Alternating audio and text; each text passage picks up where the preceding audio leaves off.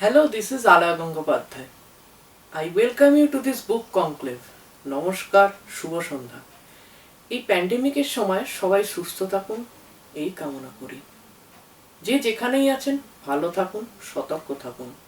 গত 1.5-2 মাস ধরে টানা যে উৎসবের মরশুম চলে সেটা অতটা আড়ম্বরে পালিত না হলেও সেই পর্বটা শেষের দিকে। আমরা আজ এই বুক কনক্লেভে যে বইটি নিয়ে একটু আলোচনা করব সে বইটির নামের সঙ্গে দুটো কনসেপ্ট যুক্ত। বইটির নাম সরস্বতী তৃতীয় পরিবর্তিত সংস্করণ।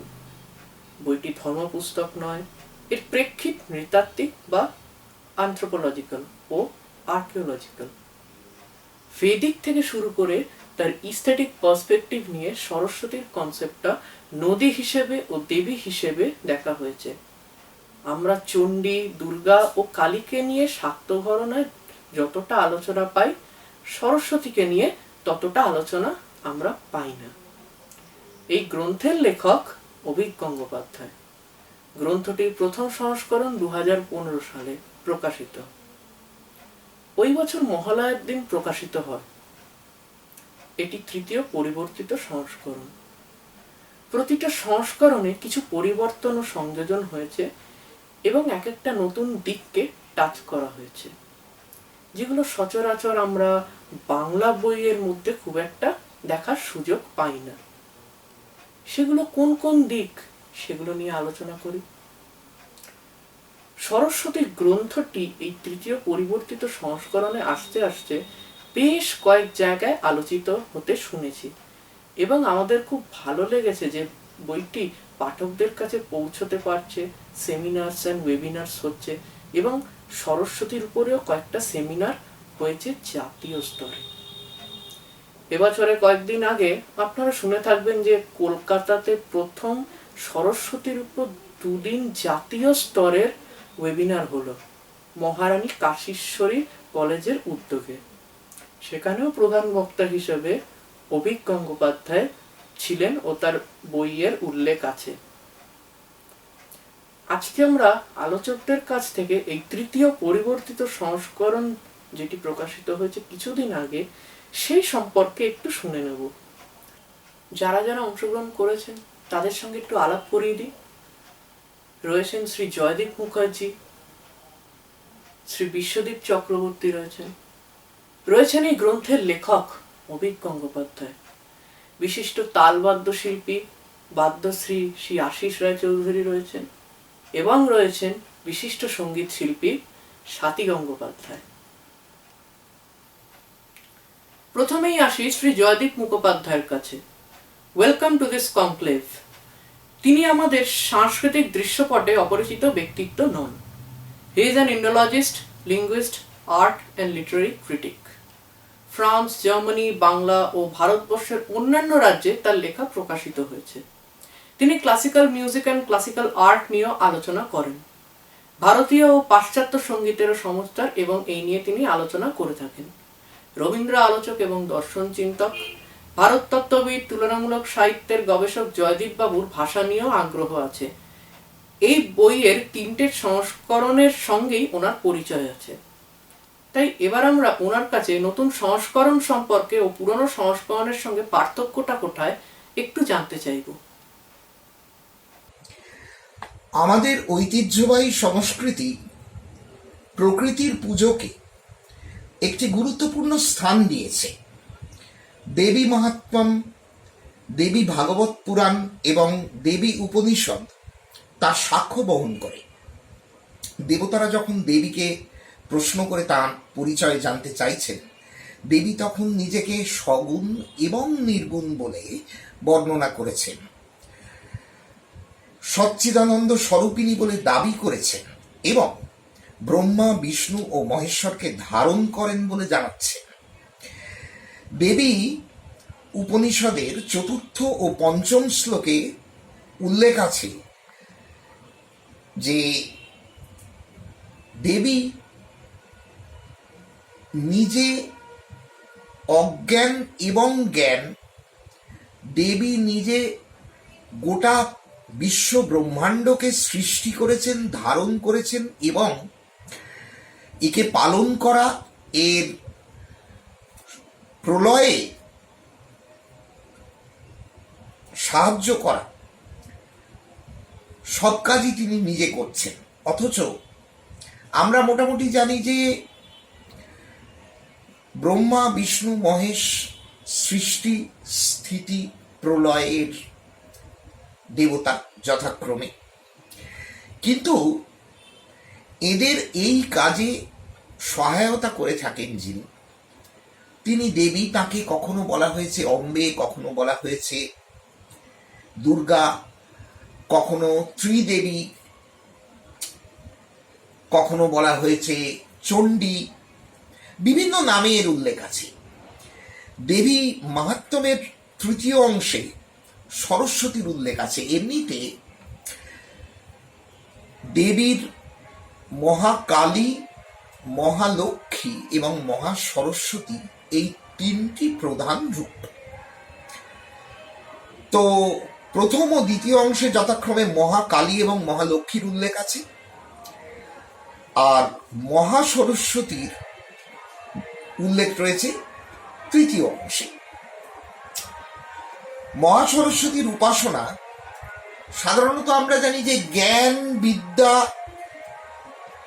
কলা ইত্যাদির ক্ষেত্রে বা সঙ্গীত, নৃত্য ইত্যাদির ক্ষেত্রে বিশেষ ফলপ্রসূ।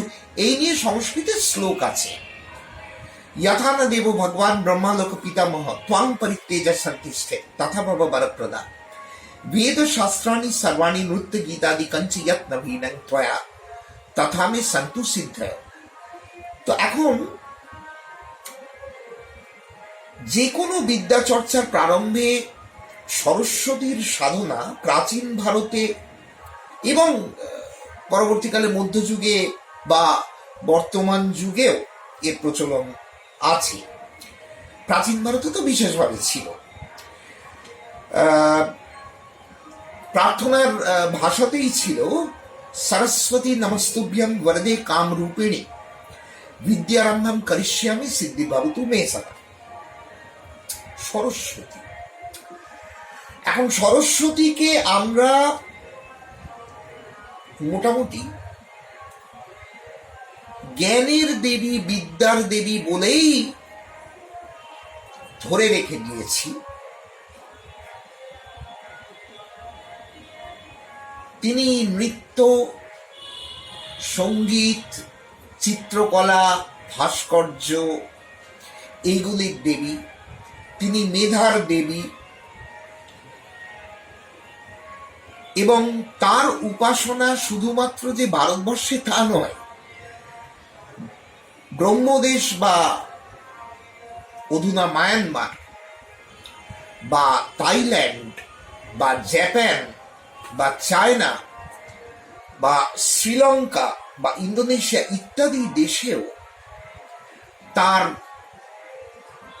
উপাসনা এক একটা নামে রয়েছে। এবং আমরা যদি গ্রিক মিথোলজির দিকে যাই, সেখানে যেমন 9টা মিউজ রয়েছে, দেয়ার আর 9 মিউজেস,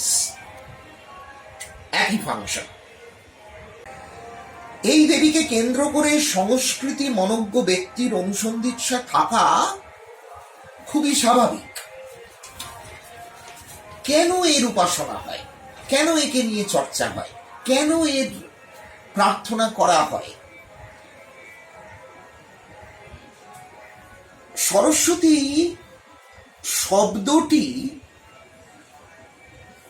সংস্কৃত শব্দযুগল সরস অর্থাৎ জলের সরবরাহ এবং বতী মানে যার ক্ষমতা বা সামর্থ্য আছে, অর্থাৎ সরস্বতী হলো সে যার অফুরন্ত জল সরবরাহের ক্ষমতা আছে। আরেকভাবে দেখলে সরস্বতী সংস্কৃত শব্দযুগল সরসু এবং অতীর সন্ধি, যার অর্থ এমন কিছু যার প্রচুর পরিমাণে জল আছে। তো এই সরস্বতী সঙ্গে হঠাৎ বিদ্যার কি করে একটা সম্পর্ক স্থাপিত হলো? এটা খুব অদ্ভুত ব্যাপার যে প্রাচীন ভারতে, এমনকি ঋগ্বেদেও যদি দেখা যায়, আমরা দেখতে পাবো যে প্রথমে সরস্বতীকে নদী হিসেবে দেখা হয়েছে।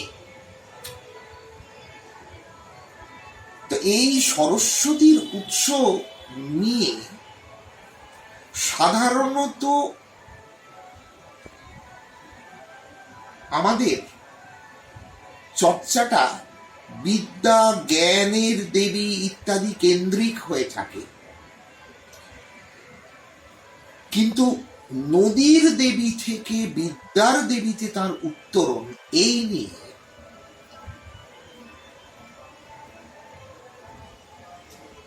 একটা অত্যন্ত মনোজ্ঞ গবেষণা মূলক বই রচনা করেছেন শ্রী অভিক গঙ্গোপাধ্যায়। সরস্বতী তার নাম। এটি একটি প্রামাণিক গ্রন্থ। সরস্বতীর নদী থেকে নদীর দেবী এবং তার থেকে জ্ঞানের বিমূর্ত দেবীতে উত্তরণের এবং গবেষণামূলক তথ্য সমৃদ্ধ আলোচনা রয়েছে। ঋগ্বেদে উল্লেখিত সরস্বতীর উপাধি অম্বিতমে বা মাতৃরূপিণী কিভাবে অদিতি, পৃথিবী, পুরন্দী ইত্যাদি দেবীর সংস্পর্শে আসে তা নিয়ে তথ্যবহুল কিন্তু চিত্তাকর্ষক আলোচনা আছে। এই গ্রন্থটির বিষয় নির্বাচন অত্যন্ত তাৎপর্যপূর্ণ, কারণ জনমানসে সরস্বতী নিতান্তই বাগ দেবী। বা আপনারা যারা বঙ্কিমচন্দ্র চট্টোপাধ্যায়ের মনে করুন উপন্যাস পড়েছেন, তারা জানবেন বাণী বিদ্যা বিজ্ঞান মূর্তিময়ী।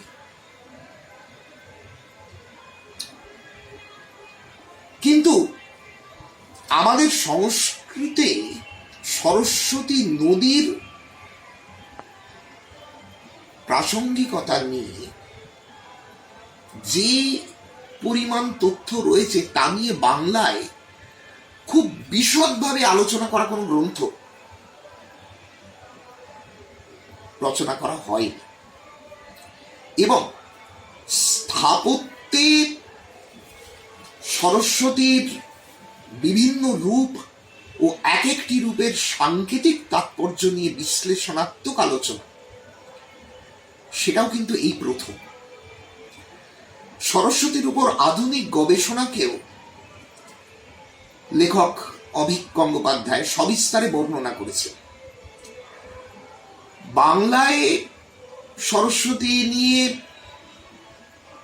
গ্রন্থ বলতে ধরুন 1934 সালে হরিদাস ভট্টাচার্যের লেখা সরস্বতী বিদ্যার দেবী নামে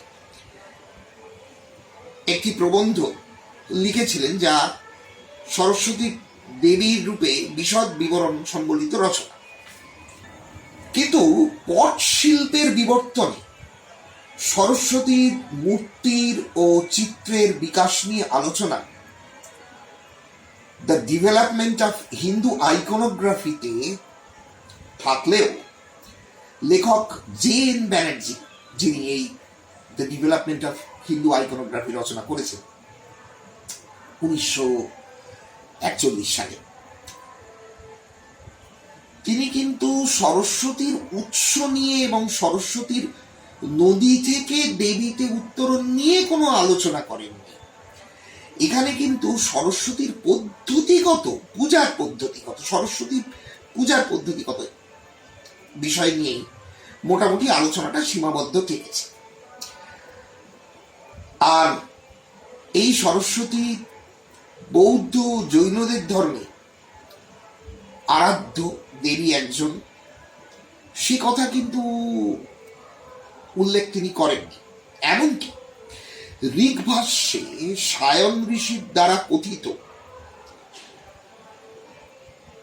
দ্বিবিধা হি সরস্বতী বিগ্রহ দেবতা নদী রূপাচ,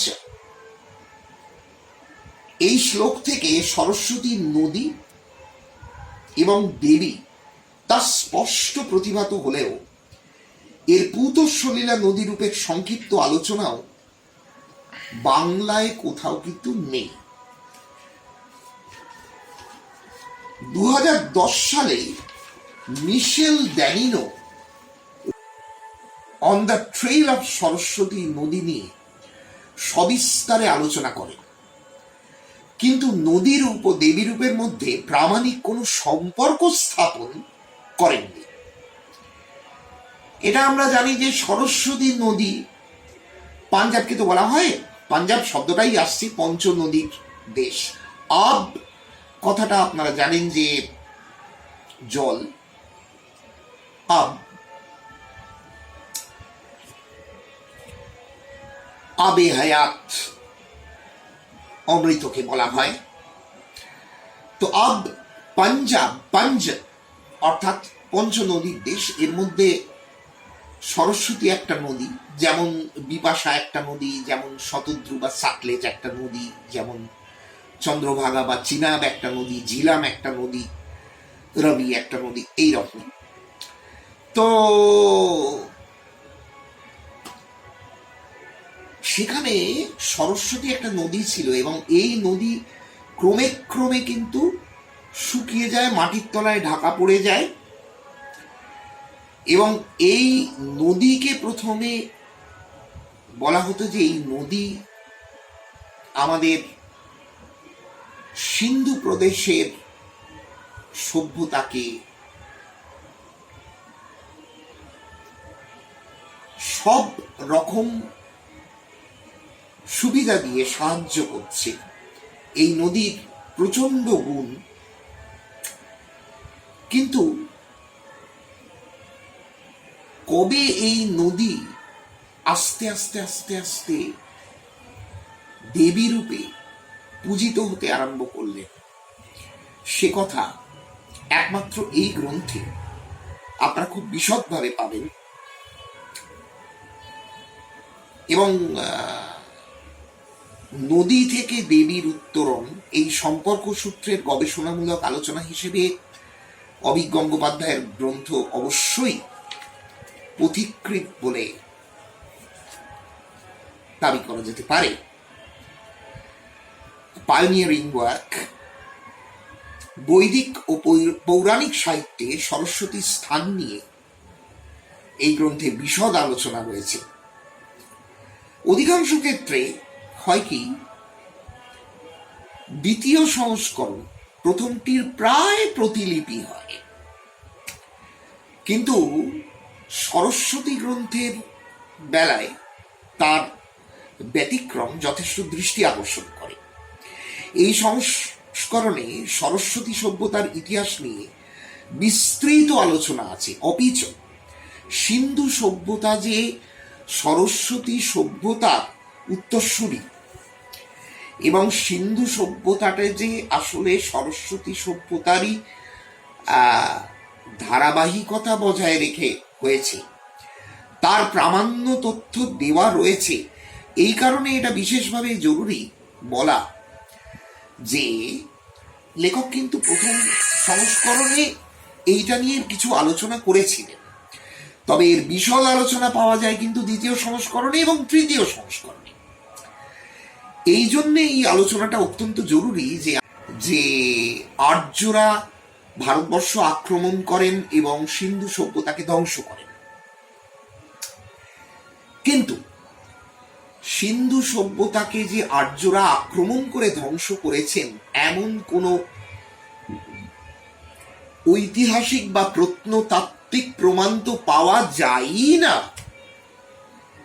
বরঞ্চ এমন প্রত্নতাত্ত্বিক প্রমাণ পাওয়া যায় যে আর্য সভ্যতা বলতে যেটা বোঝায় সেটা আগে থেকেই ছিল এবং সরস্বতী সভ্যতাটা আসলে আর্য সভ্যতারই একটা রূপ। এমনকি সিন্ধু সভ্যতাটাও আর্য সভ্যতার একটা রূপ। আর্য বলতে কোনো চেহারার আকৃতিগত কোনো কিছু কিন্তু বোঝায় না, যেটা পরবর্তীকালে ধরুন ম্যাক্স মিউলার বা ইত্যাদি, ম্যাকডোনাল্ড ইত্যাদি ওরা বলেছিলেন। রাদার আর্য বলতে তখনকার দিনের শিক্ষিত বর্ণ হিন্দুদেরকেই বোঝানো হতো। আর্য বলে আমরা তো জানি যে বাল্মীকি রামায়ণ পড়লে আমরা দেখতে পাবো আর্য বলে সম্বোধন করছেন সীতা শ্রীরামচন্দ্রকে, মর্যাদা পুরুষোত্তম শ্রীরামচন্দ্র দেবী সীতার দ্বারা এইভাবে সম্বোধিত হচ্ছে। তো এখন এই যে আর্য সভ্যতা চাপিয়ে দেওয়া হয়নি, এটা বিদেশ থেকে আসেনি, এটা ভারতবর্ষের ব্রহ্মবর্তের বা আর্যাবর্তের, এই জন্য আর্যাবর্ত নামটাও রয়েছে, আর্যাবর্তের একটা অবিচ্ছেদ্য অঙ্গ ছিল। সেইটা নিয়ে একটা বিশদ আলোচনা, শুধু আলোচনা কেন, এই ব্যাপারে শ্রী অরবিন্দ ঘোষ থেকে শুরু করে ডক্টর B.R. আম্বেদকর যা যা তথ্য দিয়েছেন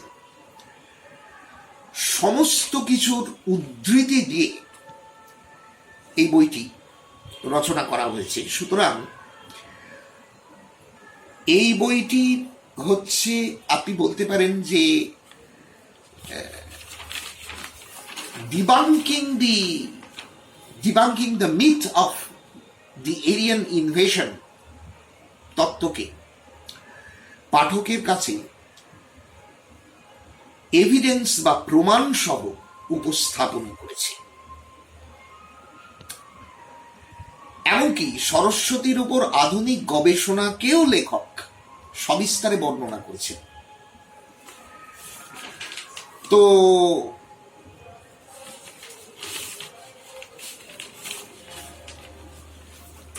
যুক্তি তর্ক দিয়ে পাঠকের কাছে এই সভ্যতার ধারাবাহিকতা এবং আস্তে আস্তে ধীরে ধীরে কিভাবে সরস্বতী নদী বিলুপ্ত হলো এবং সেই সঙ্গে সরস্বতী সভ্যতার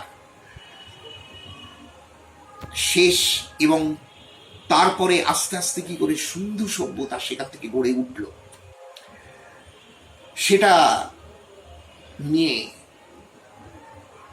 বিশদ আলোচনা রয়েছে, যা যে কোনো ভাষাতত্ত্ববিদ বা ভারততত্ত্ববিদ বা প্রত্নতাত্ত্বিকের কাছে বা নৃতাত্ত্বিকের কাছে অত্যন্তই চিত্তাকর্ষক এবং মূল্যবান হবে। অভিজ্ঞ গঙ্গোপাধ্যায় ভাষা নিয়ে, ভাষা বিজ্ঞান নিয়ে দীর্ঘদিন ধরে চর্চা করেছেন, গবেষণা করেছেন, অধ্যয়ন করেছেন এবং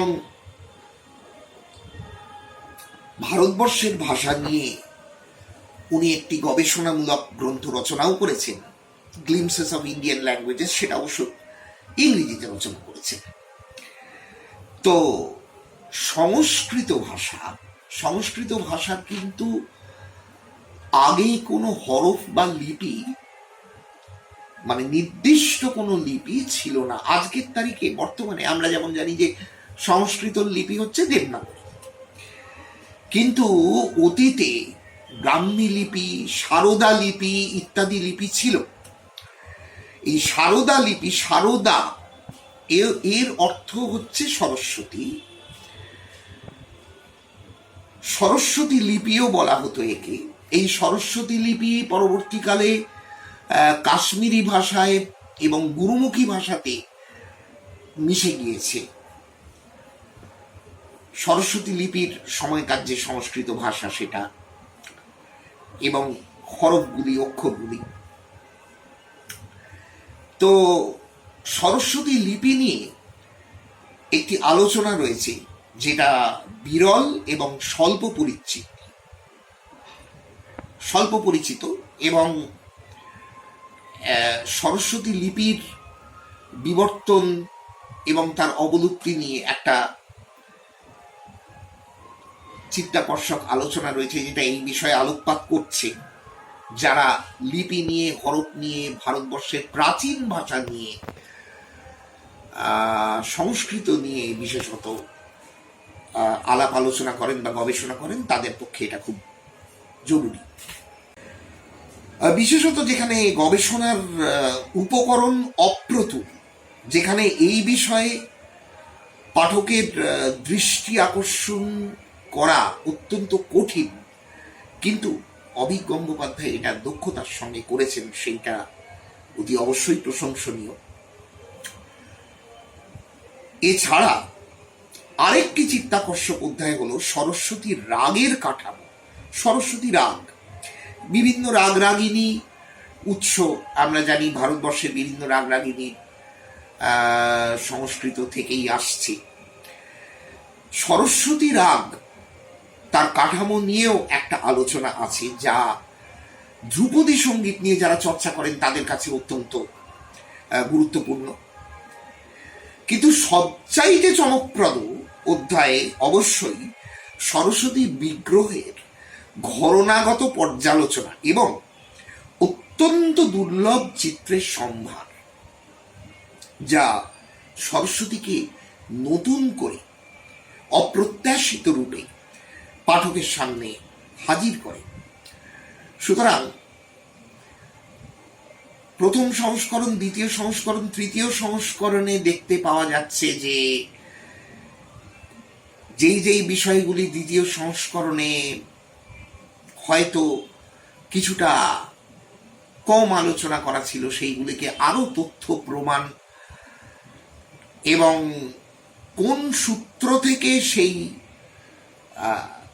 তথ্যগুলি তিনি সংগ্রহ করেছেন সেইগুলি সব একটা বিবলিওগ্রাফিতে বিশদভাবে দেওয়া আছে।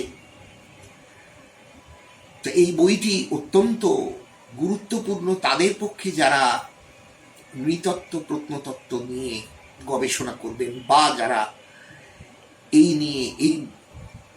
বিষয় নিয়ে আগ্রহী। ইন্ডোলজির ক্ষেত্রে আমি বলবো যে অভিক গঙ্গোপাধ্যায়ের Saraswati is a sine qua non, একদম ইন্ডিসপেন্সেবল টেক্সট। কারণ ইন্ডোলজির গোড়ার কথা হওয়া উচিত তো ভারতবর্ষের সভ্যতার বিবর্তন এবং বিকাশ।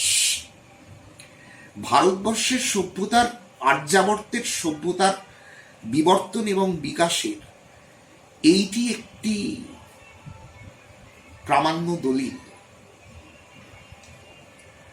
সুতরাং লেখককে আমি একজন ইন্ডিপেন্ডেন্ট ইন্ডোলজিস্ট হিসেবে আমার সকৃতজ্ঞ ধন্যবাদ জ্ঞাপন করছি। নমস্কার। আমরা এই আয়োজনে বৈচিত্র্য আনার জন্য সরস্বতী তাল শুনব বাদ্যশ্রী, বাদ্য শিরোমণি, তাল বাদ্য শিল্পী আশিস রায় চৌধুরীর কাছ থেকে। সঙ্গীত ও শিল্প ঘরানার পরিবারে জন্ম। In all India music competition and all Bengal music কম্পিটিশনে স্বর্ণপদক প্রাপ্ত। ন্যাশনাল বাদ্য শিরোমণি award at international dance and music festival 2014 সালে বাদ্য শিরোমণি সম্মানে ভূষিত হন। কাকা প্রফেসর অনিল রায় চৌধুরী, বর্দা সন্দীপ রায় চৌধুরী, রাজীব লোচন দে, কানাই দত্ত প্রমুখ বিশিষ্ট গুরুর সান্নিধ্য ধন্য। তিনি তালবাদ্যে অবদানের জন্য 2018 সালে শ্রীপর্ণা ক্লাসিক্যাল মিউজিক ফাউন্ডেশনের তরফ থেকে বাদ্যশ্রী সম্মানে ভূষিত হন। এছাড়াও কিংবদন্তি সঙ্গীত শিল্পীদের সঙ্গে দেশের বিভিন্ন জায়গা ছাড়াও এশিয়ার কয়েকটি দেশে, ইউকে ও অন্যান্য দেশেও সঙ্গত করেছেন। লেখক তার বইতেই বলেছেন যে সরস্বতী তাল নিয়ে লেখার আগে তিনি বাদ্যশ্রী আশিস রায় চৌধুরীর সঙ্গেও কনসাল্ট করেন। গ্রন্থে তাই ওনার নামও রয়েছে। উনি সরস্বতী তাল সম্পর্কে কয়েকটা কথা বলে ও বাজিয়ে তার নমুনা পরিবেশন করছেন। নমস্কার, আমি আশিস রায় চৌধুরী। দীপাবলির অন্তিম লগ্নে আপনাদের সবার সাথে মিলিত হতে পেরে এবং অনুষ্ঠানে অংশগ্রহণ করতে পেরে আমি নিজেকে খুব গৌরবান্বিত মনে করছি। আজকের যে বিষয়বস্তু সরস্বতী, বইটির লেখক বিশিষ্ট ভাষাবিদ, সাহিত্যিক, প্রাবন্ধিক মাননীয় অভিজ্ঞ গঙ্গোপাধ্যায় মহাশয়। আমি ওনার লেখা এই বইটি বার তিনেক পড়েছি, পড়ে খুব সমৃদ্ধ হয়েছে নিজে। সরস্বতী যে শুধু দেবী নয়, শুধু নদী নয়, তার অন্যান্য আরও অনেক প্রেক্ষিত আছে, সেগুলো এই বইতে বিশদভাবে আলোচনা করা হয়েছে। এই বইটি আমি অনেককে সংগ্রহের মধ্যে আনতে পেরেছি, মূলত গবেষণামূলক বই, যে প্রত্যেকের এটা পড়া উচিত বলে আমি মনে করি। তা সরস্বতী যেমন নদী, যেমন দেবী, ঠিক তেমনি সরস্বতী রাগও আছে, সরস্বতী তালও আছে। এই সরস্বতী তালটার সম্বন্ধে আমি একটু বলে আমি একটু এটা ডেমনস্ট্রেশন করব। সরস্বতী তালটা 18 মাত্রার তাল, 4-2-4-4 এই ডিভিশন। এটা খুব প্রাচীন তাল নয়, খুব নবীন তালও নয়, এটা তবলারই তাল। এটা বৈশিষ্ট্য হচ্ছে এটা ফাঁক নেই। তো আমি এখানে কোনো হারমোনিয়ামের নর্মাল রাখতে পারিনি, আমি একটু প্রযুক্তি নির্ভর হয়ে একটু কিরমানি রাগের একটা মুখ নিয়ে সামান্য একটু বাজিয়ে শুনেছি।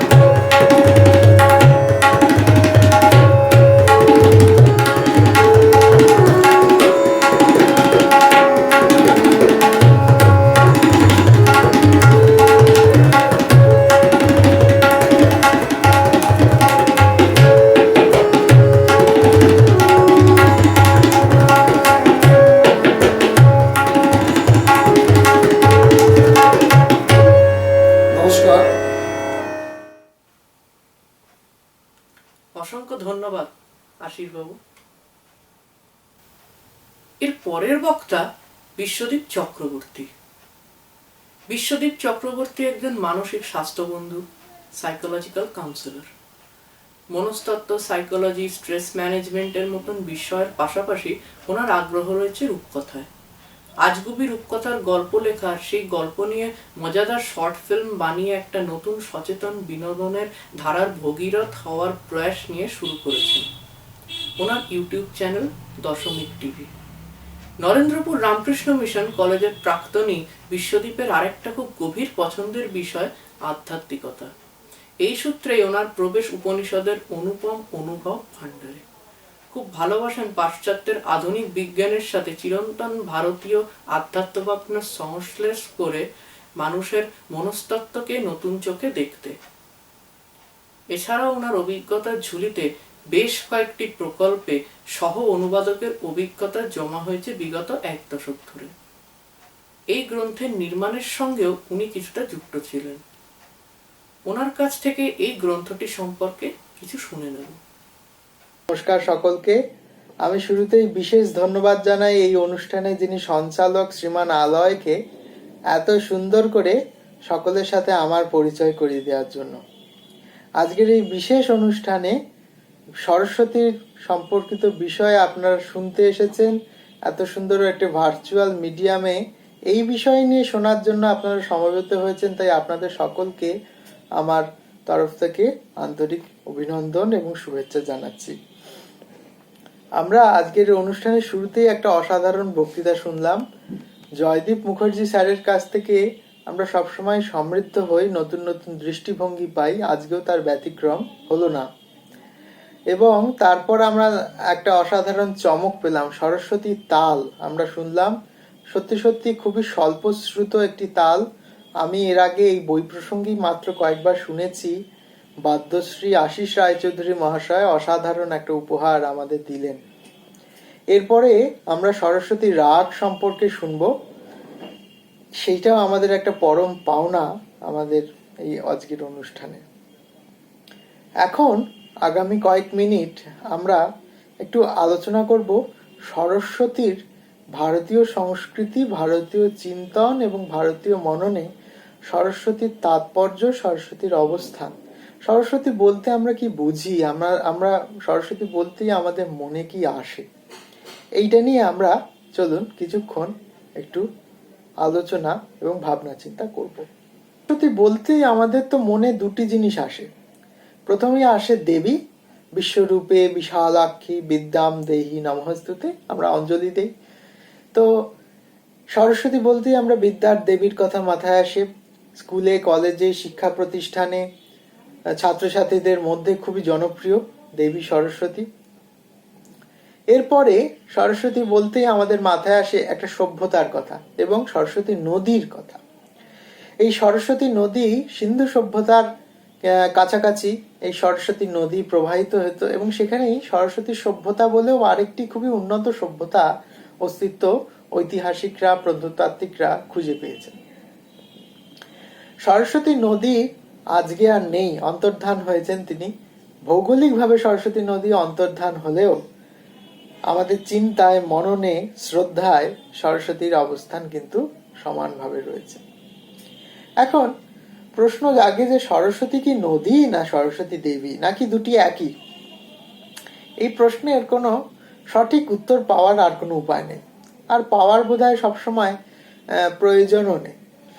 আমরা যার যেভাবে ইচ্ছা আমরা সেভাবেই তাকে ভাবতে, কল্পনা করতে এবং সেখান থেকে আমাদের জীবনের রস পেতে আমাদের ভালো লাগে, সেটাই আমাদের পাথেয় হয়ে থাকবে সবসময়। তবু যদি আলোচনার সাপেক্ষে এই বিষয়টাকে নিয়ে একটু ভাবা যায়, তাহলে আমরা দেখতে পাবো যে আমাদের এই বেদের অন্যতম ভাষ্যকার সায়নাচার্য, উনি বলছেন যে বেদে সরস্বতীর দুটি অর্থেই রয়েছে, আর দেবী অর্থেও রয়েছে, আবার নদী অর্থেও রয়েছে। অর্থাৎ আমরা মোটামুটি একটা আভাস পাচ্ছি যে সরস্বতী কিন্তু দুটি ভাবেই আমাদের অস্তিত্বে বা আমাদের সংজ্ঞায়, জ্ঞানে অবস্থান করছেন। যদি সরস্বতীর নামের তাৎপর্য নিয়ে আমরা একটু আলোচনা করি, তাহলে কিন্তু এর একটা অন্তর্নিহিত যে এর একটা মিল রয়েছে, একাকিত্ব রয়েছে, সেইটা আমরা কিন্তু একটু খুঁজে পাবো। সরস্বতী নামের তাৎপর্যের মধ্যে আমরা পাই সরস্বতী শব্দটা রয়েছে এসছে সরসতার মাধ্যমে। অর্থাৎ সরসতা মানে কি? সরসতা মানে হচ্ছে প্রাণ শক্তির একটা স্ফুরণ যেখান থেকে হয়। সরসতা মানে যার মাধ্যমে আমরা যেখান থেকে আমরা আমাদের জীবনের রস পাই। তাই সবাই নিয়ে সবার মাঝে লুকিয়ে আছো তুমি, সেই তো আমার তুমি, এর মতন সবের আড়ালে অন্তর্নিহিত সত্তায় যেন সরস্বতী অবস্থান করছেন। নদীর রূপক তো সেইটাই, নদী তো আমাদের সেইটাই ভাবে, দেখায়। সেই জন্যই তো নদীর তাৎপর্য আমাদের জীবনে এত সুনিবিড়, সুগভীর, তাই না? ভারতবর্ষের সমগ্র সত্তায় আমরা দেখি প্রত্যেকটি জায়গায় এক একটি নদী, এবং সেই নদীকে কেন্দ্র করে শুধু ভারতবর্ষে নয়, সারা পৃথিবীতেই বিভিন্ন নদীকে কেন্দ্র করে এক একটা অসাধারণ সংস্কৃতির নির্মাণ হয়েছিল। তাই নদী হচ্ছে আমাদের জীবনী শক্তির একটা অন্যতম সূত্র, তাই না? তো ভারতবর্ষের মানুষকে, ভারতবর্ষের সংস্কৃতিকে যদি খোঁজা যায়, তাহলে এর দুটি মৌলিক বৈশিষ্ট্য পাওয়া যায়, যেটা আমাদের এই আজকের আলোচনার সাপেক্ষে একটু অনুভব করা খুব জরুরি। সেটা হচ্ছে ভারতবর্ষের সংস্কৃতি সবসময় খুব খুঁজে দেখতে পছন্দ করে, কোনো কিছু চট করে যাচাই না করে বিশ্বাস করতে খুব একটা ইচ্ছুক নয়। সমস্ত কিছু নতুন করে খুঁজে দেখতে, ভালো করে বুঝতে, আরো জানতে, আরো জানতে, যা জানি সে নিজের জানার সীমাটাকে অতিক্রম করে আরো নতুন কিছু জানতে, নতুন ভাবে নিজেকে এবং বিষয়টিকে আবিষ্কার করতে, এইটা আমাদের এই নেশাটা একদম সহস্র সহস্র বছর ধরে আমাদের সংস্কৃতির মজ্জায় মিশে রয়েছে। সেই খোঁজ, সেই অন্তর্নিহিত খোঁজ বোধহয় আমরা এই সরস্বতী বিষয়টির মধ্যে থেকেই পেয়েছি। ভারতবর্ষের সংস্কৃতিতে আমরা দেখতে পাই যে আমরা এই খোঁজার পাশাপাশি আরেকটা জিনিস, আমাদের একটা মৌলিক বৈশিষ্ট্য রয়েছে, সেটা হচ্ছে আমাদের শ্রদ্ধা। শ্রদ্ধা বা স্বীকৃতি দান, স্বীকার করা, এইটা কিন্তু ভারতবর্ষের সংস্কৃতির আরেকটি একটা মৌলিক বৈশিষ্ট্য। আমরা যেখান থেকে যা শিখি সেইটাকে আমরা একদম দৃপ্ত কণ্ঠে সেটা স্বীকার করি, সকলকে আমরা গুরু বানিয়ে দিই। যেমন এটা আমরা দেখতে পাই যে ভাগবতের শেষ অংশে উদ্ধব সংহিতায় কৃষ্ণ দত্তাত্রেয় ঋষির কথা বলছে। সেই দত্তাত্রেয় ঋষির 24টি গুরু ছিলেন। এই 24টি গুরুর মধ্যে কিন্তু কেউই কোনো মহর্ষি, খুব বড় পণ্ডিত এমন কেউ না। 3জন মাত্র মানুষ, 3-4জন মানুষ, আর বাকিরা সকলেই প্রাকৃতিক, পোকা, পাখি, পশু, তারপর হচ্ছে আর প্রাকৃতিক যে জিনিসগুলো, যেমন জল, বায়ু, অগ্নি, সমুদ্র, এই সমস্ত কিছু থেকে এমন কিছু ভাব যেখান থেকে আমরা শিখি, যা আমাদের নিজেদের জীবন দর্শন তৈরি করতে সাহায্য করে, তাকে আমরা গুরু হিসাবে গ্রহণ করি। আর এইখানেই হচ্ছে ভারতীয় সংস্কৃতির একটা মৌলিক বৈশিষ্ট্য। এখান থেকেই এই প্রকৃতি পূজার ব্যাপারটা এসেছে। আমরা কিন্তু সরস্বতী নদীর অন্তর্ধান হয়ে যাওয়ার পর সরস্বতী দেবী আমাদের চিন্তায় রয়েছে, এই দুটি সমার্থক কিনা আমরা বুঝতে পারি না, কিন্তু আমরা কিন্তু এখন ভারতবর্ষে দেখতে পাই যে যমুনোত্রী মন্দির রয়েছে, গঙ্গোত্রী মন্দির রয়েছে, অমরকণ্টকে নর্মদা দেবীর মন্দির রয়েছে। সর্বত্রই কিন্তু আমরা নদীকে একটি দেবী হিসাবে কল্পনা করেছি, এবং তার মূর্তি বানিয়ে আমরা সেখানে সেই মূর্তির মাধ্যমে সেই দেবীকে মানুষের মতন করে বা দেবতার মতন করে আমরা কিন্তু তাকে শ্রদ্ধা আমাদের জানিয়েছি, কৃতজ্ঞতা জানিয়েছি। এই যে শ্রদ্ধা এবং আরো সেই নদী থেকে অন্তর্নিহিত জীবনের অর্থটিকে খুঁজে বার করে সেটিকে আমাদের জীবনে প্রয়োগ করে আরো গভীরে এগিয়ে চলার প্রয়াস, এটা আমাদের যুগ যুগ ধরে চলে আসছে। আমরা চণ্ডীতে পঞ্চম অধ্যায়ের শুরুতে মহা সরস্বতীর ধ্যান আছে। সেই মহা সরস্বতীর ধ্যানেও আমরা এই ব্যাপারটা দেখতে পাই। সেখানে সরস্বতীকে বলা হচ্ছে তিনি কেমন না, তিনি হচ্ছেন যে ঘন মেঘের আড়ালে যেমন চন্দ্রমা থাকে ঠিক তেমনি হচ্ছেন তিনি।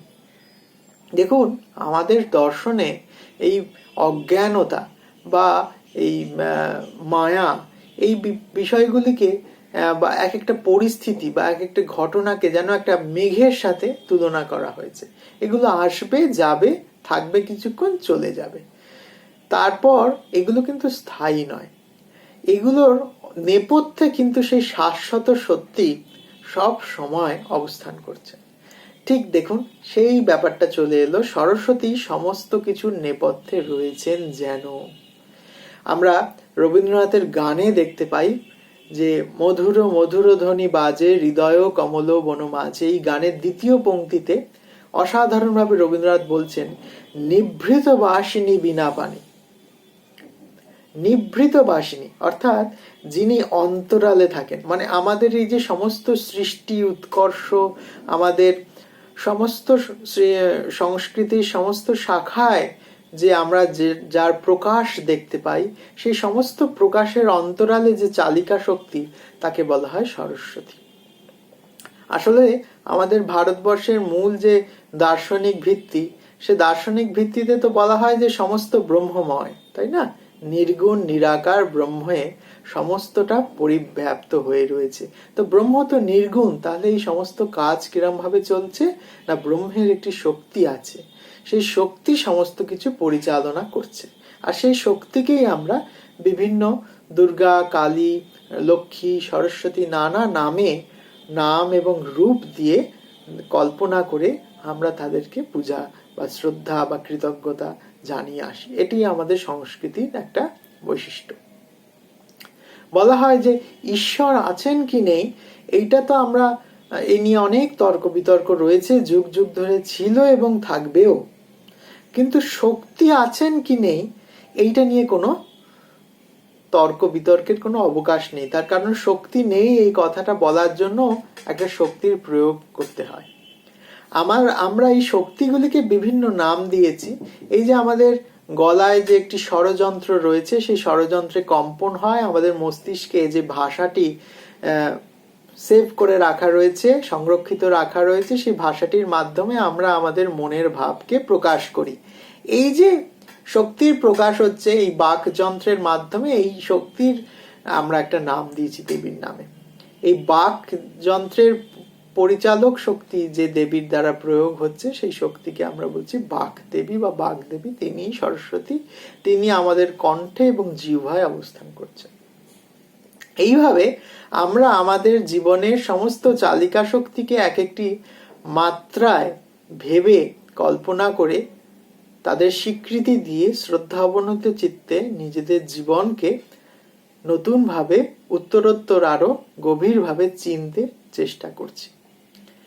নদীর আরেকটা শিক্ষা রয়েছে যেটা আমরা সরস্বতীর মাধ্যমে পেয়েছি বলে আমার ধারণা, সেটা হলো প্রবাহমানতা। দ্য কনসেপ্ট অফ ফ্লো, আজকালকার আধুনিক মনোবিজ্ঞানেও এটিকে স্বীকৃতি দেয়া হয়েছে। এই যে মগ্নতা, এই যে নিরবচ্ছিন্নতা, এই যে কনসেন্ট্রেটেড ফর্ম অফ কনসেন্ট্রেশন, এইটাই হচ্ছে যে কোনো সংস্কৃতির উৎকর্ষতার পথের একটা প্রথম শর্ত। স্বামী বিবেকানন্দ বলছেন এই সূত্রে যে একটা মানুষ থেকে আরেকটা মানুষের তফাৎ হচ্ছে শুধুমাত্র তার কনসেন্ট্রেশনের স্তরে। অর্থাৎ এই নদী থেকে আমরা শিখতে পারি যে যতই বাধা আসুক, যতই প্রবাহ হোক, তা হয়তো নদীকে খরস্রোতা করে তোলে, কিন্তু নদীকে কখনো স্তব্ধ করে দিতে পারে না। নদী তার আপন ছন্দে, আপন তরঙ্গে, আপন স্রোতে নির্দ্বিধায়, নির্বিকার, নিশ্চল ভাবে বয়ে চলে সমুদ্রের পানে। সমুদ্রের নদীর কোনো বিশ্রাম নেই। অনন্ত অবিরাম গতিতে নদী চলে। তেমনি যেন আমাদেরকে শেখানো হচ্ছে আমাদের জীবনেও, আমাদের সত্তায়ও, আমাদের এই যে অনন্তের সাধনার এই অনন্তের খোঁজেও আমরা যাতে নিরবিচ্ছিন্নভাবে সংযুক্ত থাকতে পারি। এই মগ্নতার শিক্ষা আমরা সরস্বতী নদীর থেকে যেন আমরা পেয়েছি। সেখান থেকে আমরা এই সরস্বতীর মূর্তি যেন তৈরি করেছি। সরস্বতী শুভ্র বসনা শ্বেত পদ্মাসনা, ঠিক যেমন সেই নদীর জল ছিলেন। সরস্বতীর হাতে বীণা বড়দণ্ড রয়েছে, অক্ষমালা রয়েছে, ঠিক যেমন হয়তো সেই নদীর স্রোতের শব্দ ছিল। সেই স্মৃতি, সেই স্বীকৃতি স্বরূপ আমরা কিন্তু তাকে রেখে দিয়েছি। এই শ্রদ্ধা বিনয়ের ভাব ভারতবর্ষের সংস্কৃতির একটা মৌলিক অঙ্গ। আমরা আজকেও সেই সরস্বতী স্মৃতি আমরা দেখতে পাই। যে কোনো পূজায় আমরা যখন জলকে অভিমন্ত্রিত করি তখন আমরা একটি মন্ত্র বলি যে গঙ্গে চ যমুনে চৈব গোদাবরী সরস্বতী নর্মদে সিন্ধু কাবেরী জলহ অস্মিন সন্নিধিম কুরু। সমস্ত প্রান্তের ভারত জুড়ে সমস্ত নদী যার তীরে আমাদের এই ভারতীয় সংস্কৃতির সমৃদ্ধি ঘটেছিল, সেই সমস্ত জীবনের প্রাণশক্তির যে নেপথ্যে থাকা যে নদীগুলি, সেই নদীগুলিকে আমরা পরম শ্রদ্ধা অবনত চিত্তে যেখানেই থাকি সেখানেই শুরুতেই আমরা স্মরণ করি। আজকেও ভারতবর্ষের এই জীবনের সাথে অন্তরঙ্গভাবে জড়িত এই প্রকৃতি প্রেম যেন আমাদের এই সরস্বতীর আরাধনার মাধ্যমে বিভিন্ন শাখায় প্রকাশ পেয়েছে। ভারতবর্ষের সংস্কৃতির সমস্ত শাখা, সেটা নৃত্য হোক, সঙ্গীত হোক, চিত্রকলা হোক, ভাস্কর্য হোক, নাটক হোক, কিংবা পুরাণ হোক, বিজ্ঞান, কাব্য, ছন্দ, এমনকি আধ্যাত্ম বিজ্ঞান তো অবশ্যই, যে কোনো শাখায় যদি আমরা একটু খোঁজ নিই, সামান্য একটু এগোলেই গিয়ে আমরা পৌঁছবো সরস্বতীর পাদমূলে। সরস্বতীকে অস্বীকার করে এগোনো অসম্ভব। সরস্বতী সমস্ত কিছুর নেপথ্যে রয়েছেন।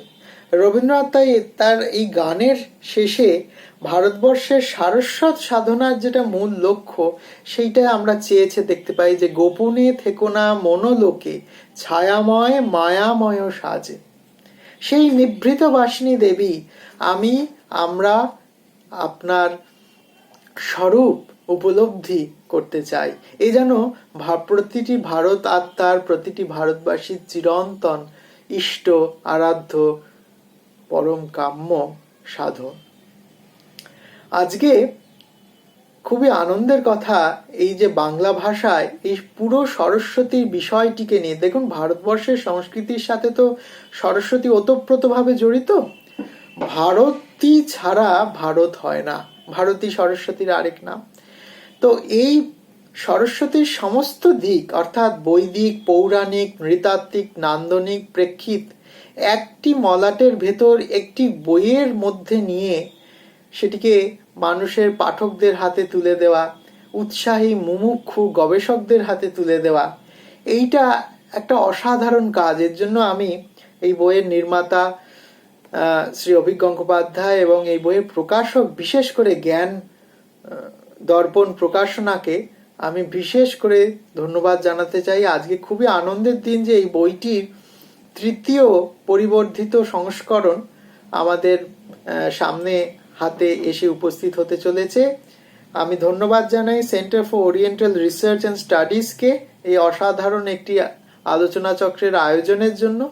সর্বোপরি খুব ভেবে ভালো লাগছে যে এই বইটির নির্মাণের সাথে শুরু থেকে সম্পর্কিত থাকতে পেরেছি এবং আজকে সে বইটি পাঠকদের কাছে এতটা সমাদৃত হয়েছে এবং এই বিষয়ে ব্যতিক্রমী অথচ খুবই জরুরি বিষয়ে ভাবনা চিন্তা পড়াশোনা করার মতন পাঠক এখনো আমাদের জাতিতে রয়েছেন, এটা খুবই আশার কথা। সব মিলিয়ে আমাদের এই সারস্বত সাধনা, সংস্কৃতির প্রতি প্রেম টান, সরস্বতীর প্রতি আমাদের শ্রদ্ধা এবং কৃতজ্ঞতা সমস্তভাবে আরো পরিবর্ধিত হোক দিন দিন এবং আমাদের মনে অটুট থাকুক এই প্রকৃতি প্রেম আমাদের এই জাতির মজ্জায়, এই প্রার্থনা করে আমি আমার বক্তব্য শেষ করছি। আগামী অনুষ্ঠানগুলো শোনার অপেক্ষায় রয়েছি। সকলকে অনেক ধন্যবাদ। নমস্কার।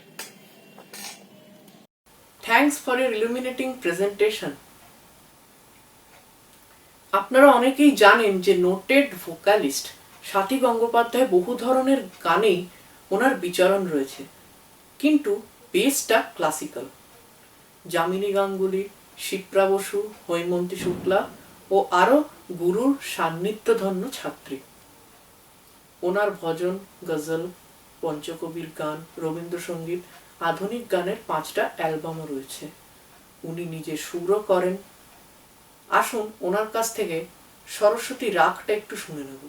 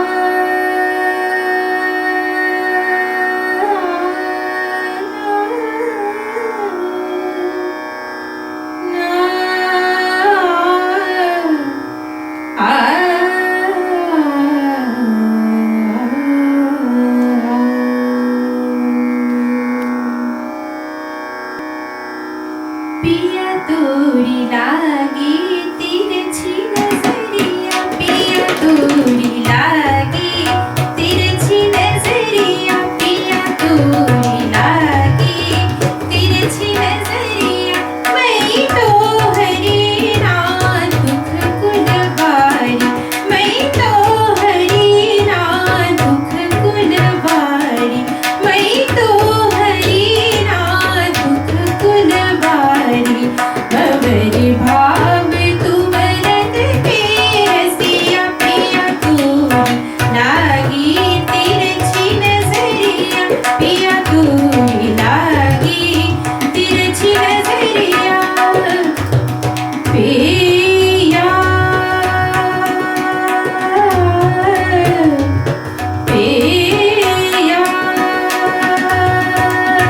पिया पिया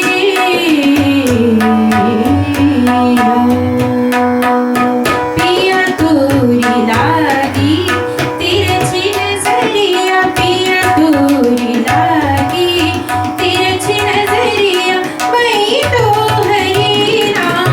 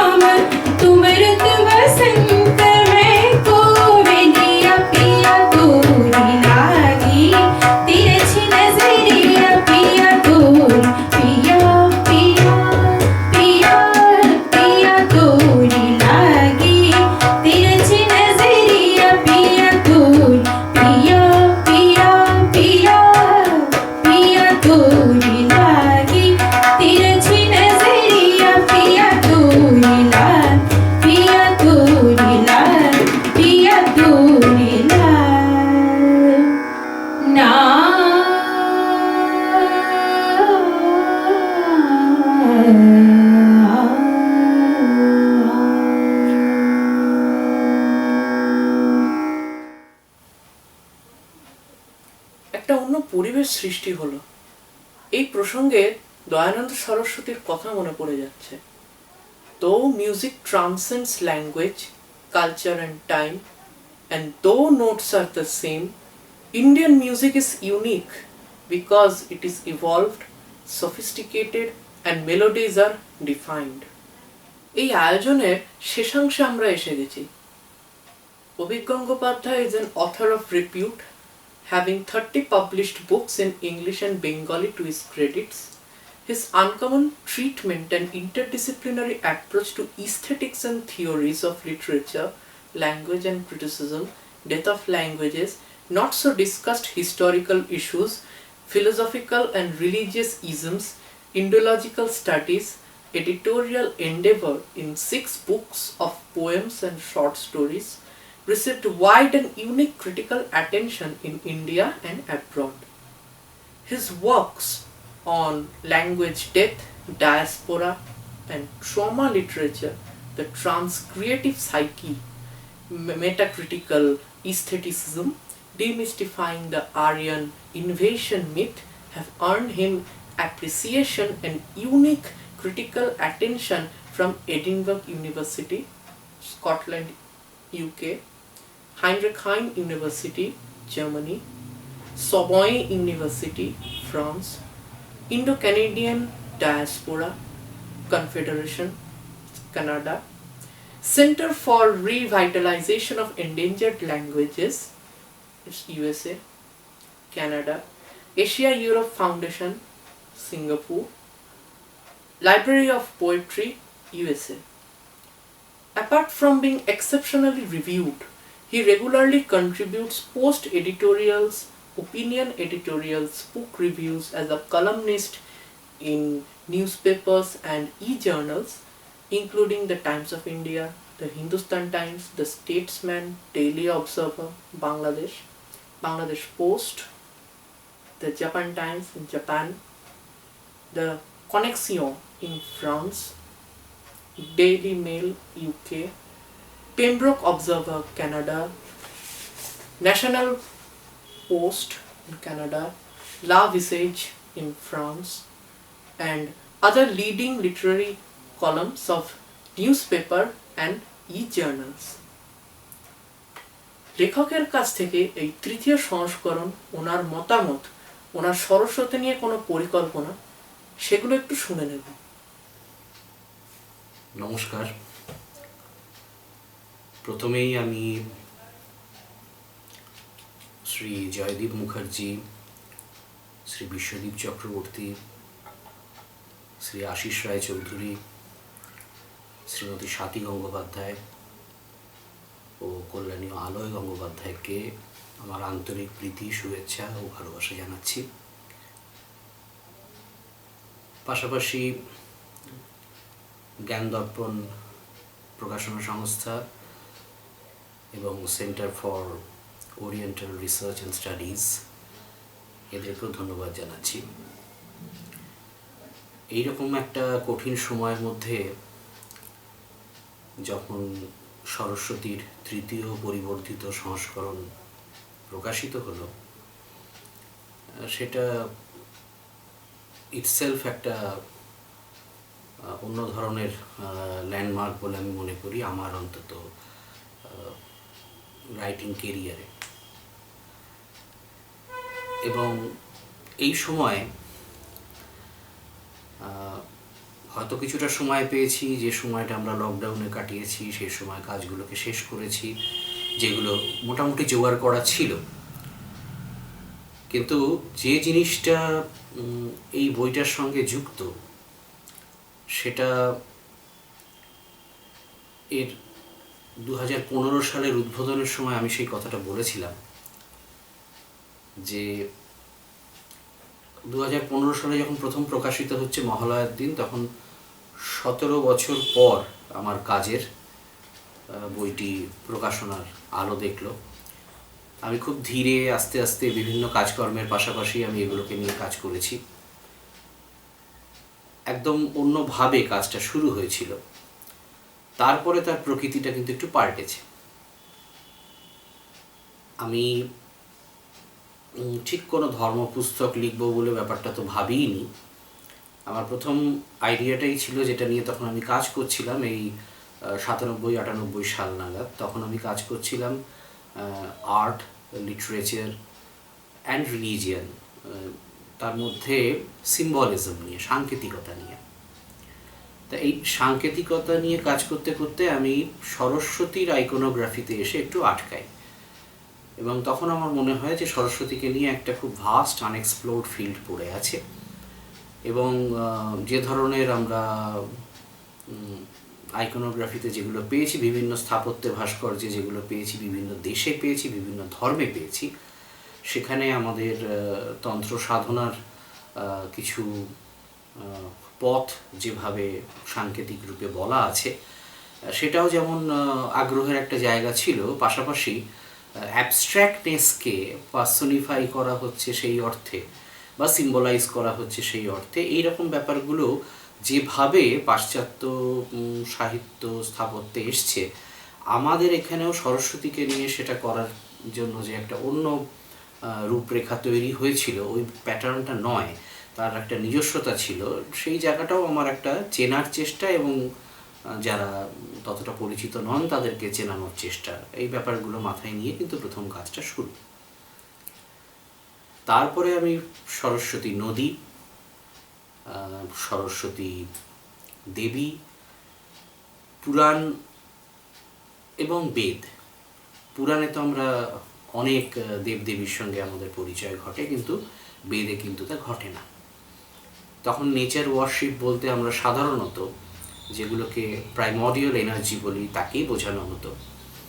সে সান, মুন, এয়ার, ওয়াটার, তার মধ্যে সরস্বতী একটা জায়গা করে নিতে পেরেছে, এবং আস্তে আস্তে সেই সরস্বতীর আইডিয়াটার একটা ট্রান্সেন্ডেন্স হয়েছে। সেই জায়গাটা আমার মনে হয়েছে যে একটু আলাদা করে দেখাবার দরকার ছিল। তাই পুরাণে এবং বেদে সরস্বতীর যে চিত্রণ রয়েছে, তার মধ্যে যে পার্থক্যটা রয়েছে, সেটাও দেখানোর একটা দরকার ছিল। কারণ বাকি দেবদেবীদের নিয়ে যে পরিচয়টা আমরা পরে পাই, আর সরস্বতীর নদী থেকে দেবীত্বে উত্তরণ, এই কনসেপ্টটা যেটা জয়দীপবাবু বললেন, সেই আইডিয়াটাকেও আমি একটু গুরুত্ব দিয়েছি, এবং অ্যানথ্রোপোলজিতে কী করে এই ধরনের একটা আইকন তৈরি হয়, বা ধরুন পুরাণের যদি একটা সমাজতাত্ত্বিক ব্যাখ্যায় আমরা যাই, তাহলে সেখান থেকে সরস্বতীর জন্য যে যে কাহিনীগুলো নির্দিষ্ট রয়েছে, সেগুলো থেকেও যেটা বেরিয়ে আসে, আমার মনে হয়েছে যে এই জায়গাগুলোকে নিয়ে একটু আলাদা করে অধ্যয়নের জায়গা আছে, সুযোগ আছে। পরবর্তীকালে আমি যখন 15 সালে গ্রন্থটি বেরোলো, তার আগে একটা স্টিমুলাস ছিল, মানে কাজটা তো প্রায় আমি তখন 11 বছর হয়ে গেছে। তখন মিশেল ড্যানিনোর সরস্বতী দ্য লস্ট রিভার, এই বইটা আসলো, এবং সেখানে আমি বেশ কয়েকটা আমার ধারণার এবং কাজকর্মের সমর্থন যেমন পেলাম, এবং তাতে আমার চিত্রটা আরও ক্লিয়ার হলো এই জন্য যে একটা কতটা অংশ বাকি রয়ে গেল আলোচনার, সেই ব্যাপারটারও একটা খুব পরিষ্কার চিত্র আমি পেলাম। অত সুন্দর একটা গবেষণা গ্রন্থ, এবং সেখানে আমি যে ক্লুটা পেলাম, সেই ক্লুটা এটাই যে কেন বারবার আমরা বিদেশি ঐতিহাসিকদের কাছে সরস্বতী সভ্যতার কথা শুনি, অথচ আমাদের এখানে শুনি না। আমাদের এখানে মিথকে মিথ হিসেবে যেভাবে দেখা হয়, পাশ্চাত্যে মিথ অ্যান্ড রিয়ালিটি, এই দুটোকে নিয়ে, মিথ হিস্ট্রি অ্যান্ড রিয়ালিটি, এটাকে নিয়েও একটা আলাদা স্টাডির জায়গা কিন্তু তৈরি হয়েছে, এবং সেটা একটা বেশ দৃঢ় জায়গায়, মানে আমার মনে হয়েছে প্রথিত। তাই এই এরিয়াটাও আমার মনে হলো যে একটু এক্সপ্লোর করার দরকার আছে। স্থাপত্যে ভাস্কর্যে কাজ করতে গিয়ে, এই জায়গাটা কাজ করতে গিয়ে আমি বিভিন্ন জায়গা থেকে, ভারতবর্ষের এছাড়াও ভারতের বাইরেও যেখানে যেখানে যা যা অ্যাভেলেবল আছে, এমনকি ব্রিটিশ মিউজিয়াম থেকেও আমি চিঠি লিখিয়ে সেখানকার একটা স্থাপত্য কীর্তির নিদর্শন যাতে প্রকাশ করতে পারি, সেই পারমিশন নিই। তারপরে যে দিকটা আমার আগ্রহের জায়গা ছিল আর কি, সেটা হচ্ছে যে ইসরো কেন সরস্বতী নদী নিয়ে কাজ করছে, ভারতের কিছু কিছু বৈজ্ঞানিকদের মধ্যে সরস্বতী নদী নিয়ে যে আগ্রহ, এমনকি পার্লামেন্টে পর্যন্ত ব্যাপারটা নিয়ে উঠেছে এবং পার্লামেন্টকে ইসরো উত্তর দিয়েছে।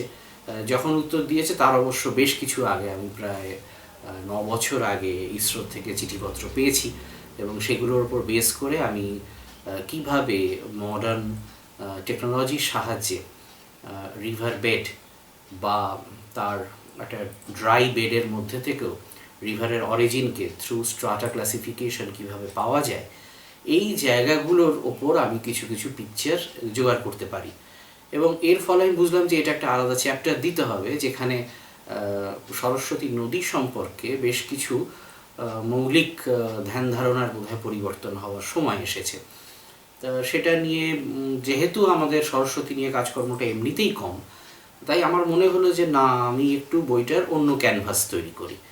অন্য ক্যানভাস কথাটার মানে হচ্ছে যে আমি একদম প্রাইমারি সোর্স যেগুলো ইতিহাসের, ফর এক্সাম্পল বেদাস, সেটাকে রাখলাম।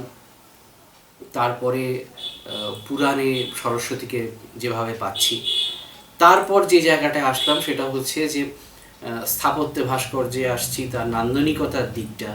এবং আমাদের নান্দনিকতা, স্থাপত্য ভাস্কর্যের নান্দনিকতার পাশাপাশি আরও একটা জিনিস আছে, সেটা হচ্ছে যে তার যে রিলিজিয়াস কনোটেশন, তার যে সিম্বলিজম, দেখলাম যে এটাও উল্লেখ করার দরকার আছে। বিভিন্ন সাধন মুদ্রা যেগুলো, ফর এক্সাম্পল হংস বলাকায় যে flight of imagination, knowledge, feeling, এগুলোকে যেভাবে রিপ্রেজেন্ট করে, it is more than what a muse does.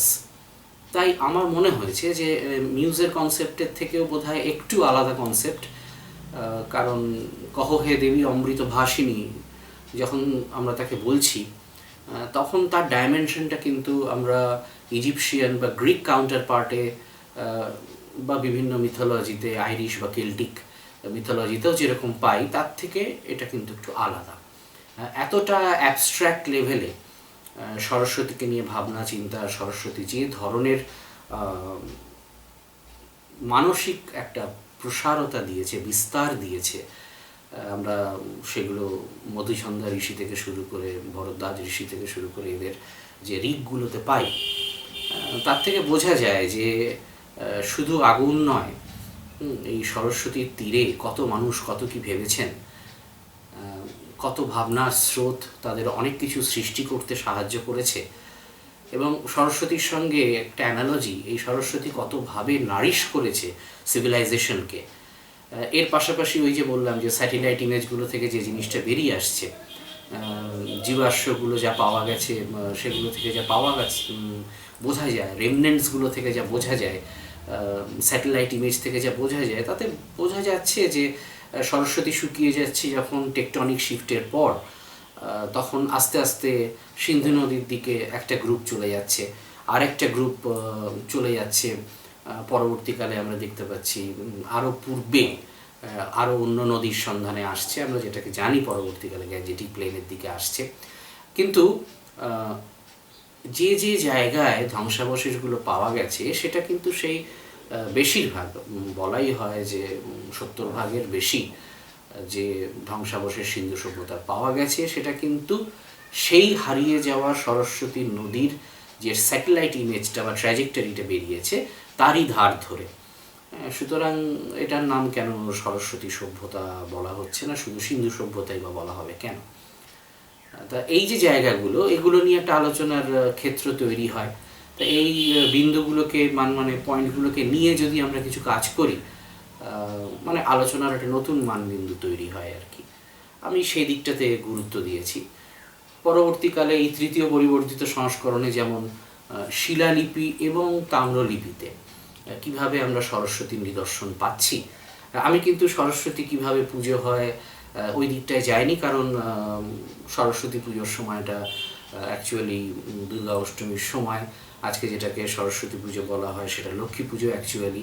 এই ব্যাপারগুলো 1933 সালে প্রকাশিত সুনীতি চট্টোপাধ্যায়ের ভূমিকা সম্বলিত অমূল্যচরণ বিদ্যাভূষণের যে সুন্দর বইটি আছে, ওই একটি বই ছিল ঠিকঠাক, সেই বইটিতে এই ব্যাপারগুলো রয়েছে, পুজো আচ্ছা, তার মন্ত্র, তার রীতি, এগুলো। তা আমি ওই দিকটা তাই জন্য আর যাইনি।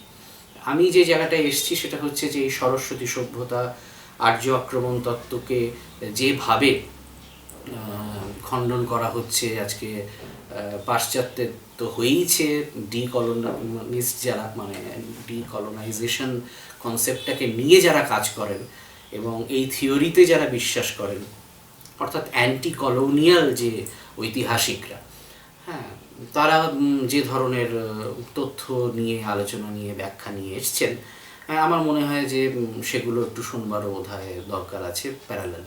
তা আমি সেগুলোকে একটা জায়গা দিয়েছি এবং আর্য আক্রমণ তত্ত্ব সেই সময় তার যে খণ্ডন এবং প্রাচীন তামিল এবং প্রাচীন যে সংস্কৃত, এই দুয়ের মধ্যে যে সাংঘাতিক মিল রয়েছে, তারপরে দুটোর বিবর্তন ধারা আলাদা, এটা দিয়ে এবং আজকে নর্থ সাউথ মানে দ্রাভিডিয়ান এরিয়ান এই ভাগটা বাদ দিয়ে যদি আমরা দেখি, তাহলে পরিষ্কারই আমরা দেখতে পাবো যে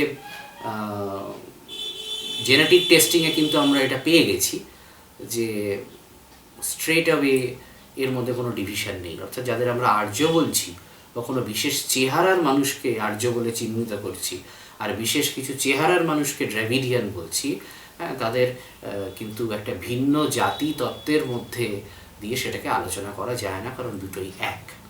হ্যাঁ, সুতরাং যে অর্থে আমরা ব্রাহ্মণ এবং চণ্ডালের তথাকথিত কোট অ্যান্ড কোট শব্দগুলো ব্যবহার করছি, তাদের জেনেটিক যে সিমিলারিটি সেটাকে যেমন পাই, সেটাও যেমন আর্য আক্রমণ তত্ত্বকে খণ্ডন করার ক্ষেত্রে কয়েক ধাপ ব্যাপারটাকে এগিয়ে দেয়। তা এই ব্যাপারগুলো যে সরস্বতীর সঙ্গে বেশ কিছুটা অ্যাসোসিয়েটেড ছিল, কিভাবে ছিল সেটাও আমি একটা দেখাবার চেষ্টা করেছি।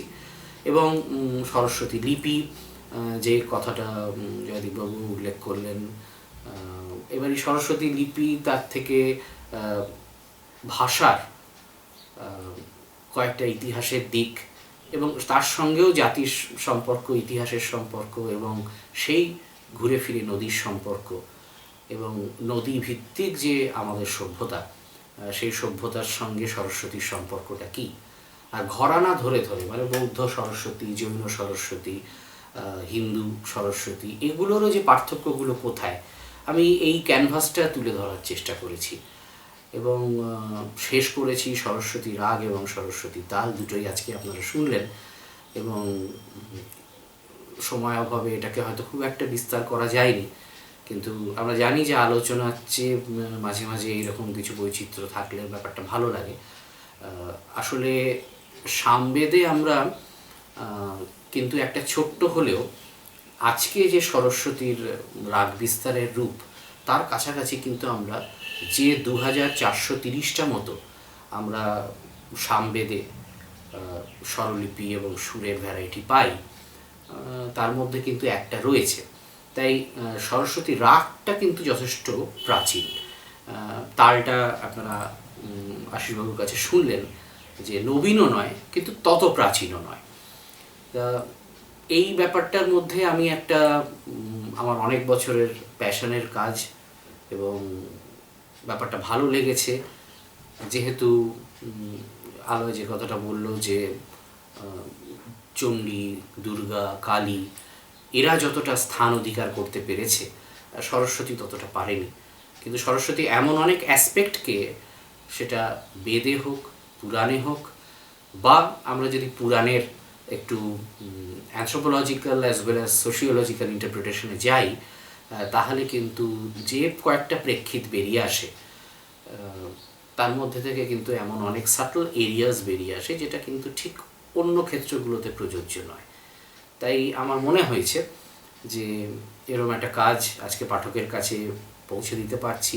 পাঠকরা সাড়া দিয়েছেন বলেই তৃতীয় পরিবর্তিত সংস্করণে আমরা যেতে পেরেছি। এবং এই কাজটা নিয়ে লেগে থাকার পিছনে একজনের অবদান আছেই, সে হচ্ছে আমার মা, প্রয়াতা শ্রী পর্ণা গঙ্গোপাধ্যায়। এই এডিশনটা তিনি দেখে যেতে পারেননি, কিন্তু প্রত্যেকটার সঙ্গেই তিনি খুব ওতপ্রোতভাবে যুক্ত ছিলেন। আমার বইয়ের প্রুফ দেখা থেকে শুরু করে, সেগুলোর কারেকশন থেকে শুরু করে, বা বিভিন্ন সময় চাপে হয়তো আমি বসতে পারছি না, তখন মা আমাকে আবার জোর করে যে না, এটাকে তুই শেষ কর। তা সেটা তো একটা রয়েছে। আর ইন্টারডিসিপ্লিনারি স্টাডিজ, অর্থাৎ এই যে সরস্বতীর মতো একটা কনসেপ্টকে আমি আর্কিওলজিক্যাল পার্সপেক্টিভে দেখছি, একটা ইস্থেটিক পার্সপেক্টিভে দেখছি, কালচারাল অ্যানথ্রোপোলজিক্যাল পার্সপেক্টিভে দেখছি, সোশিওলজিক্যাল পার্সপেক্টিভে পুরাণকে নিয়ে আলোচনা করছি। এই যে ব্যাপারগুলো, এগুলো আমার বাবা প্রয়াত অধ্যাপক মানব গঙ্গোপাধ্যায়ের কাছ থেকেই পাওয়া। তাদের প্রতি প্রণাম জানিয়ে, যারা যারা বইটি পড়ে আমাকে মতামত দিয়েছেন তাদের সবাইকে অভিনন্দন জানিয়ে এই কাজটার মধ্যে থেকে যেতে পারছি, আপনাদের সঙ্গে শেয়ার করতে পারছি, সেই আনন্দটা সঙ্গে রেখে আজকের মতো আমরা সবাইকে আরেকবার ধন্যবাদ জানিয়ে আমি আমার বক্তব্য শেষ করছি। অনেক ধন্যবাদ সঙ্গে থাকার জন্য। এটা আমরা পরিষ্কারই বুঝলাম, সরস্বতী শুধু দেবী ও নদী নয়, সরস্বতী নিয়ে একটা খুব বড় অজানা জগতের কুয়াশাঘন ইতিহাস আছে। The canvas of the book is so unique that it begins with the Saraswati in the Vedas. তারপর সরস্বতী সভ্যতা, আর্য আক্রমণ তত্ত্বের বড় ক্যানভাস।